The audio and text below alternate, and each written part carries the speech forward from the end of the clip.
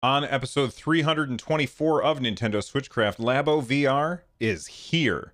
Get your carpenter pencil. Disney is coming to consoles. We've got a release date for Catan and your feedback. It's Nintendo SwitchCraft. Let's get started.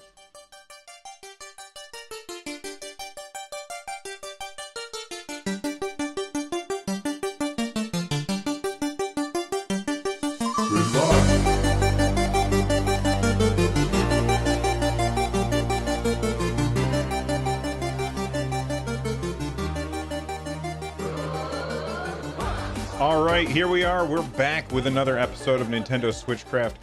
If you didn't know, this show is brought to you live 3 times a week on Tuesdays and Thursdays at 3 p.m. U.S. Eastern and on Saturday at whatever time I can get to it. Tune in live over at twitch.tv/runjumpstomp. This episode of Nintendo SwitchCraft is brought to you by Chris B. Get SwitchCraft and my other content ad-free for as little as $1 over at patreon.com/runjumpstomp. Mario is an Italian plumber who, under your control, enters the Mushroom Kingdom to fight off killer turtles and deadly ducks until he can rescue the Princess Toadstool. Okay, that was a little longer than I anticipated. That's what she said. Labo VR, it's here. It's here. I've got one in my hands right here. I'm gonna put it together. My son and I are gonna put this together after I record the show. He's downstairs getting his Switch charged up. So I won't be able to talk about it on this episode, but make sure that if you're not subscribing, that you subscribe, and I just dropped it. Fantastic audio, Bill. Make sure you subscribe so that you get the next episode when I do talk about our experience with Labo VR. I'm pretty excited for my son to actually be able to try out VR for the first time, but what I'm more excited about is what is coming along with it. The first thing is this tweet from Mario Odyssey JP. Now I don't know if this is it's got a little check mark next to it, so that means that this is an official thing. But Mario Odyssey tweeted out this tweet of a new mode that's coming to Mario Odyssey. Now, we already knew that Mario Odyssey was going to be compatible with Labo VR. They kind of talked about it previously as they were bringing in a bunch of mini games with it. However, on the 26th of April, we're also going to be getting what's known as a theater mode. So Google's translating this for me, and the tweet reads: the April 26th update also adds a theater mode where you can see the movie scene. So all of the cut scenes that are in the game, and if you haven't played Mario Odyssey, go download it right now, buy it, go to a store, however it is that you're going to pick it up, because that game is fantastic, really great game. And it's got some really good cutscenes in it as well. Stuff that I was just like, I remember going back and watching them already once, and that's not usually something that I do. It's just they're that good. So you can open these up and look at these cutscenes with the VR goggles with Labo VR, and that's going to give you the ability to see them in 3D, which is kind of cool. So it goes on to say you can see images such as the opening in a 3-dimensional image with depth. I am surprised at the punch of Koopa. I don't know what that means, but sure. That's not the only Nintendo Labo VR news today, though.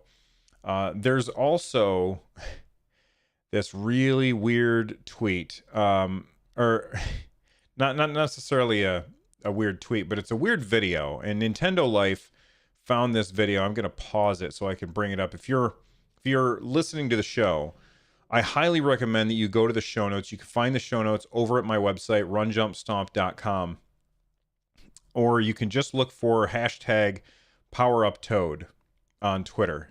And there's this really weird video that Nintendo had put out featuring the I can't remember what it's called. It's this foot pedal thing that has a cardboard thing that kind of pushes wind at you. And it's part of the VR kit, basically. Part of the bird kit, I think.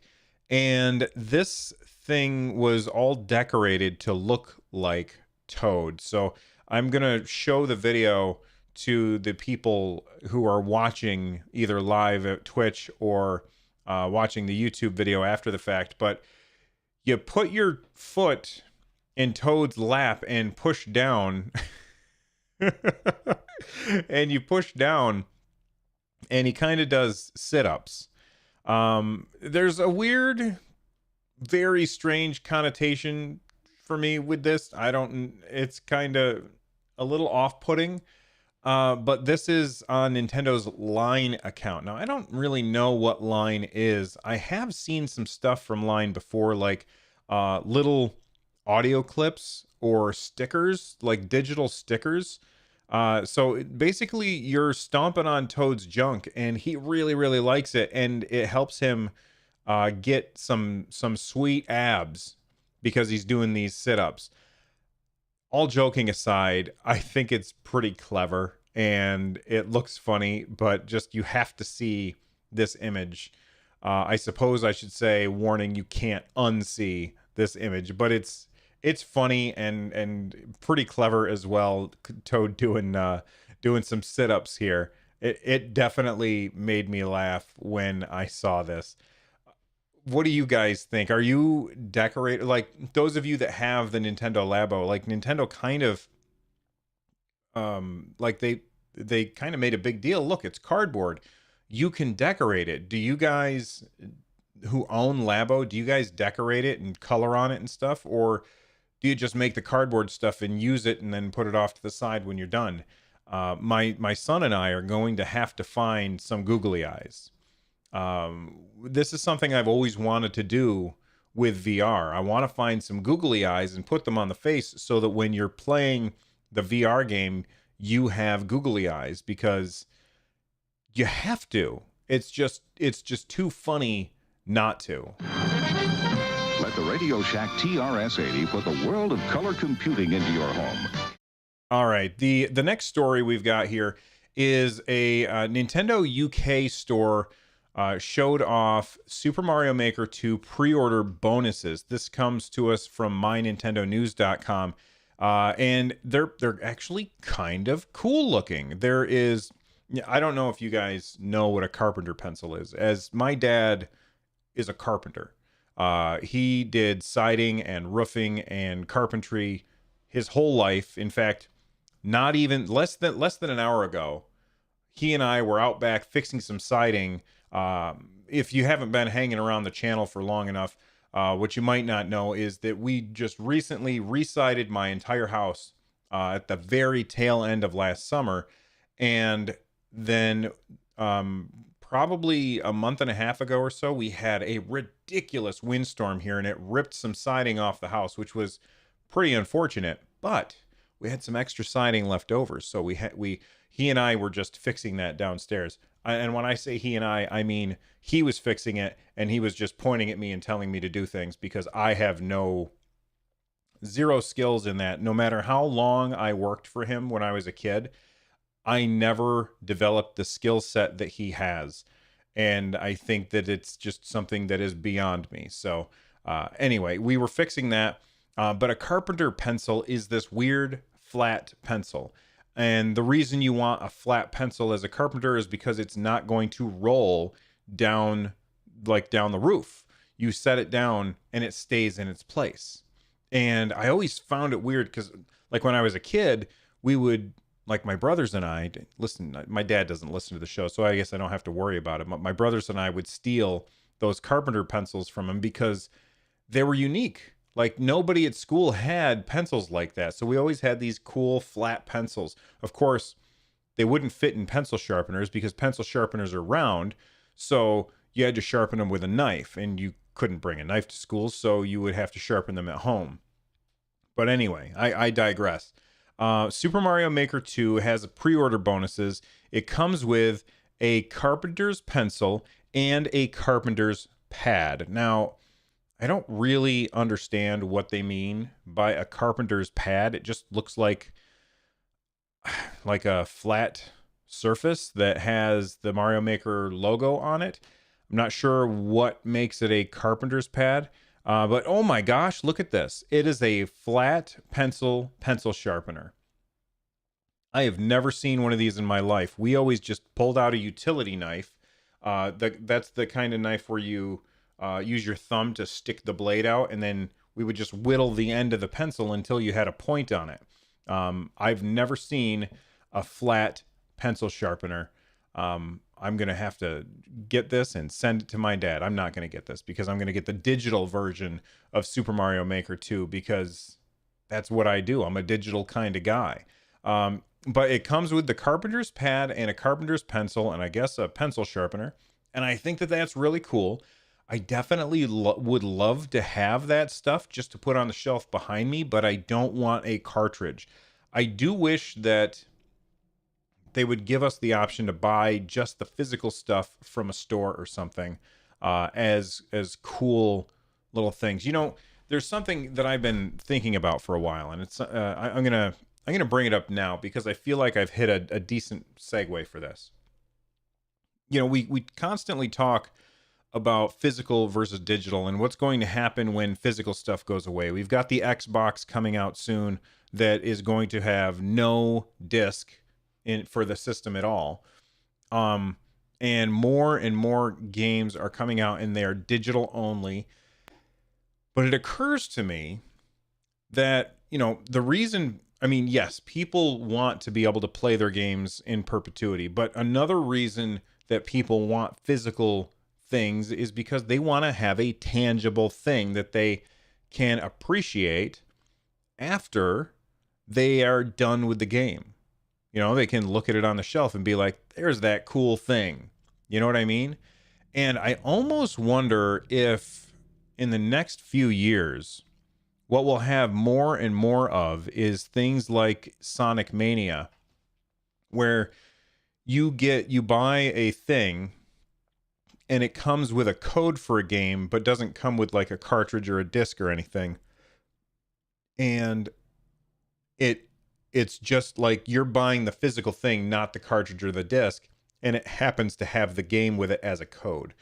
And I anticipate that in the future, that's the kind of thing that places like GameStop will carry. Because right now, yeah, they carry games, but as those games go more and more digital as publishers, and I kind of did a long discussion on this yesterday on Run Jump Stomp, my general gaming podcast. I anticipate, and I kind of guessed at this at a point previously when Amiibo were like really, really popular. What if you go and you buy a game and it's just an Amiibo with a code, or not even a code? It's an Amiibo. You tap it to your Nintendo Switch and it unlocks it for the first time. And now you can download the game. So the Amiibo is the key that lets you download the game for the first time, and then you can put it on your shelf. And now you have the tangible thing that people want, but you also, I mean, I think that that's better than a case with a cartridge in it. I don't know. I'm not sure how I feel about it. I think that a lot of people are going to disagree with me, but as somebody who likes to collect the knick-knacky stuff of video games, like if you're watching the video, you can see all the neat stuff that I have on my shelf behind me.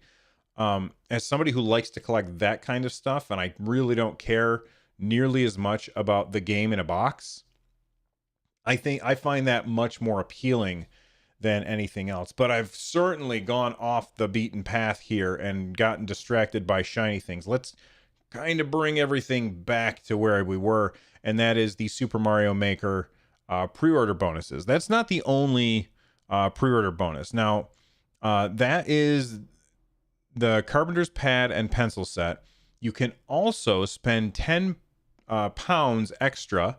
I'm assuming it'll be $10 extra when it comes over to the US. And you can get the diorama kit, which is actually way cooler. It comes with Super Mario Maker 2, of course, and it comes with like a Goomba, a pipe, a bomb, a castle with a flag, and a Mario. And I think it looks really cool, and would love to have that on my shelf again. But I would prefer to have a digital game so that I don't have to go hunting for the cartridge when it's time to play it. I prefer the tacticality. Is that a word? The tactical. That's not the word I'm looking for. What is the word that I prefer the physical thing in my hand, but I also prefer the convenience of playing games digitally. I don't know. Are either of these interesting to you guys? Are you going to go out and pick up the diorama, or are you going to pick up the pencil version, or are you going to go all digital like me? Tangible. Thank you, Twilight Highland, in chat. Tangible. That's the word that I could not think of, even though I think I said it probably about 15 times 3 minutes before I was struggling to find that word. Okay, Disney is coming to consoles. What do I mean by Disney? I mean Disney Plus. Disney Plus is the streaming service. Now, if you have been a big fan of Daredevil and Punisher and Iron Fist, I wasn't really a fan of Iron Fist, Jessica Jones and Luke Cage, like these are some fantastic TV shows that were on Netflix. They were Netflix shows, but they were owned by Disney. Well, Disney made it so expensive for Netflix to keep those licenses that Netflix finally said, you know what, we can't do it. So they let those things go. And the reason why Disney did that, even though those shows were really, really successful, the reason Disney did that is because Disney is moving all of their stuff to their own streaming service. Now, I'm of two minds on this, because I love the stuff that Disney owns 90% of my childhood. Well, Disney owns 60% of my childhood. If it was a screen, like a movie or a TV show, Disney probably owns it now, because they have Fox, they have Marvel, they have Star Wars, and that's the big three. That's the big three right there. Those are the three things that you want to have if you want to be able to keep nerds like me interested in the content that you make. The other stuff that I had was video games. Okay, but mostly it was TV and movies. And Disney Plus is their streaming service. Now, why am I talking about this on a Nintendo show or a video game show? Well, the reason I'm talking about it is because in a video presentation to investors today, Disney outlined their plan to bring Disney Plus video streaming platforms to consoles, including the PS4, the Xbox One, and you guessed it, the Nintendo Switch. Okay, so we even have like a little graphic here that shows all the ways that you can watch Disney Plus. And of course, they've got two shows that I have to watch, The Mandalorian and the one about Cassian Andor. I'm very excited about these two shows. And of course, all of the Marvel movies will be there as well. So it's going to be really difficult for me not to have yet another subscription to another service. But I don't know, Disney Plus is going to have a lot of the stuff that I really like. So now I'm going to be subscribing to Hulu, Netflix, YouTube, and Disney. Those are going to be my big four. And I still can't watch Star Trek. Like, I part of me almost wants, I hate to say more consolidation, just because I think consolidation in the market is generally a bad thing, but it would almost be nice if Disney would just buy CBS so that they could include the Star Trek stuff in there as well, because I don't want to pay for CBS just for Star Trek. You know what I mean? Anyway, Disney Plus is coming to consoles, including the Nintendo Switch. Are you guys excited about that? I'm not super excited about it, because I'm not going to watch it on my Switch. I'm going to be watching it on my TV. You know, I've said this a million times. I've said, look at me. I am surrounded by screens that can connect to the internet and watch these shows. I don't really care if one more screen has access to these things, but I know that there's a lot of people out there who that is their one device. You know, they have the one device. Maybe it's not a lot of people, it's their cell phone, but this doesn't necessarily hook up to a TV. So what do? Well, you get yourself a Nintendo Switch, because not only does that easily hook up to the TV, but you can also take it with you. So I can understand why people would find streaming services like Netflix and Hulu and now Disney Plus attractive on a device like the Nintendo Switch. In fact, here's a little pro tip for you guys. I read this morning. I don't know if it's true because I haven't personally tried it. But if you have the YouTube app on your Nintendo Switch, you can then dock it so that YouTube is up on the screen, and then you can use your phone and you can basically Chromecast your YouTube video, whatever YouTube video you're watching. I suggest maybe one of mine. You can Chromecast one of your videos that you're watching to your Nintendo Switch, and then it's going to show on the TV, that's pretty damn cool. Anyway, a little pro tip for you guys. Hello, look. Hey, listen. All right. One of my favorite things to do is play video games. One of my second favorite things to do is play board games. I am a huge fan of board games, and now I get to combine board games with video games in a way that never before. We're talking about Catan. Now, if you don't know what Catan is, it is a very, very cool... Okay, let me back up. There's board games, and then there's board games, okay? And the way that I differentiate between the two, because I said the two things exactly the same, is there's games that are boring, and then there's board games, which are awesome. I put things like Chutes and Ladders, Life, Monopoly, that kind of stuff. Those are boring. I'm not interested in those games. And then I put games like Settlers of Catan, The Legend of Drizzt, Space Cadets. Like, these are games that are fantastic board games that are lots and lots of fun.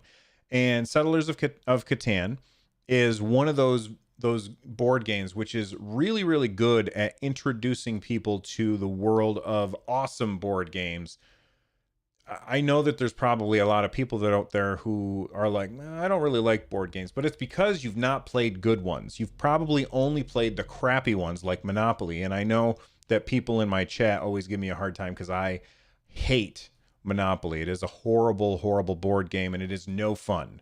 It is zero fun. Zero funds given. All right.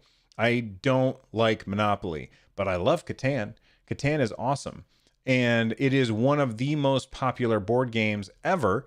And it's coming to the Nintendo Switch on June 20th.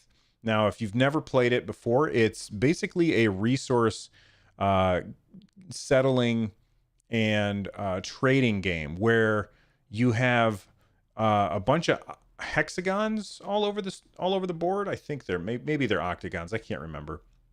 I think they're hexagons. You got a bunch of hexagons out there.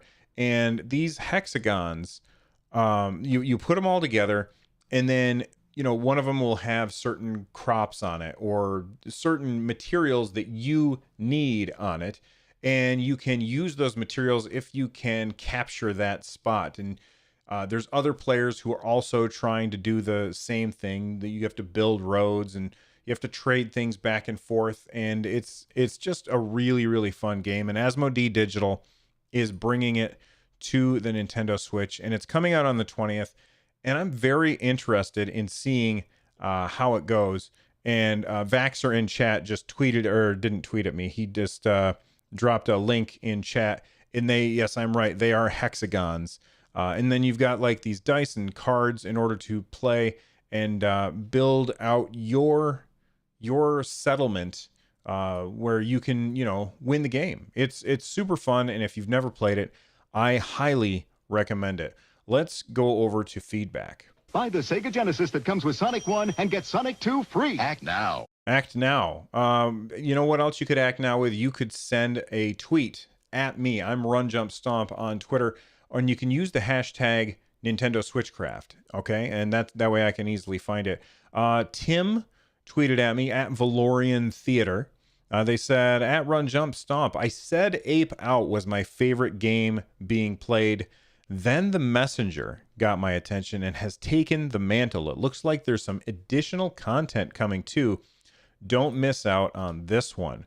So it looks like The Messenger is getting more content. This is that Ninja Gaiden looking game.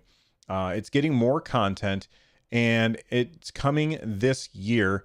It's called Picnic Panic DLC, and it looks really, really good. I have not played The Messenger. I need to play The Messenger because it just looks fantastic. I think I avoided it because it looked really difficult, but I love the juxtaposition of this ninja going on a vacation in like a beachfront area. It's just so weird looking, but this game is very, very popular, and I've heard awesome things about it. And now it's getting DLC, which sounds awesome. Now, I'm looking to see if there's a cost for the DLC, and I'm not seeing the cost here anywhere. So maybe they haven't announced that yet. Anyway, if you haven't checked out the Messenger, I guess check it out because it's supposed to be really, really great. I may end up picking it up just because Valorian Theater says it's their favorite. It's their favorite game on a Nintendo in the last few months. So I'm gonna have to check that out. We got an email from Ralph, an old-timey email from Ralph. They said, "Hello, William. I hope my email finds you well, as I am at work enjoying one of your many podcasts. I wonder, since you are a teacher and kids are the primary audience for video games, do you tell them about your podcasts?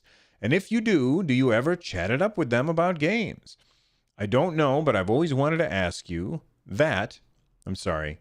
There was a weird line break there. "I've always wanted to ask you that ever since you first said that you were a teacher. Thanks for the awesome podcast. Keep up the great work. I feel like the $1 I pay each month for Patreon is a steal for all your great content. P.S. Excuse my old-timey intro to the email. I was in a Civil War era type mood." Email. Okay. Well, thank you very much, Ralph. No, I don't tell my students about my podcast. I am very focused on work when I'm at work. And we are working towards a goal of being able to better understand astronomy, meteorology, and geology. And we don't have time to talk about video games. However, every once in a while, a kid will notice, like, because I wear weird socks all the time. And a kid might notice, or maybe I'm wearing my Zelda shoes. And they'll notice and they'll be like, "Do you play video games?" And I say, "Yes, I do. I love playing video games." But I never talk about my podcast at all. And I kind of try and keep those worlds separate. Kids always asking me what kind of games I play, and I always say I play all kinds of games because all kinds of games are awesome. Thank you for the email. By the way, if you want to email me like Ralph did, you can email me at runjumpstomp@gmail.com. Though I do prefer that you guys tweet at me because it makes it easier for me. I also have an email from Love My Ness. They said, "Hey Bill, I found this interesting. Not sure if you are aware of custom Super Smash Brothers controllers on Kickstarter, and I had seen them. They looked really, really good. However, it looks like the project has been removed from Kickstarter due to a dispute about intellectual property. Interesting to see if Nintendo is involved in this. I hope you enjoy the rest of your week. Thanks. Love My Ness." Well, thank you very much for emailing me. Yes, I do think that Nintendo is defending their copyright, and I know that there are a lot of people out there who are probably like, "Oh my God, Nintendo, what the hell are you doing? People are just trying to make something cool, and you're coming in and ruining everybody's fun time." And I can understand why you might feel that way, but Nintendo is legally required to defend their trademark or copyright. I always get copyright and trademark mixed up. I'm not a lawyer. If you're a lawyer, feel free to tweet at me, hashtag Nintendo SwitchCraft, and let me know if it's copyright or trademark that I should be using in this example. But Nintendo is legally required to defend their trademark copyright. Otherwise, they could lose it. if you don't defend your intellectual property when somebody else tries to use it, then you give the possibility to forfeit the ability to defend it when somebody comes along and does something that you really hate. So, for instance, if, and this is, I keep trying to keep the show family friendly. If somebody started making a Bowsette movie, and you know the kind of movie that I'm referring to, Nintendo probably wouldn't like that, so they would want to defend that. Now, if they didn't defend against these custom controllers, then it hurts their legal chances of defending against the other thing that I'm talking about. So at the end of the day, I think Nintendo did the right thing by defending their intellectual property, because that is what you are legally obligated to do, or you might get screwed later, like maybe Bowsette. Hopefully I'm making sense.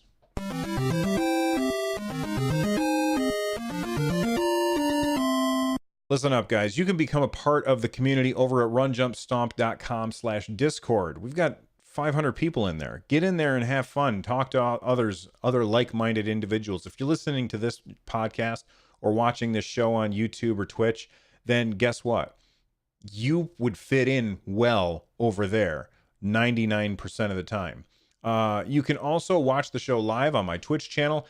Get a hold of me through Twitter at RunJumpStomp and use the hashtag Nintendo SwitchCraft. If you want to support the show, like Love My Nest does, you can easily, and Ralph, both of them are patrons. Thank you, guys. If you want to support the show, it's super easy to do. Head on over to runjumpstomp.com/thank you. I list a whole bunch of ways that you can support the show over there. And if you like this show and you want to check out more shows like it, it's super easy to do. runjumpstomp.com/shows. We've got Run Jump Stomp, which is my general video game podcast. We've got Nintendo SwitchCraft, which you're listening to right now. I don't know why I'm telling you that, you know. And then we've got Stadia Cast, our brand new show all about Google Stadia.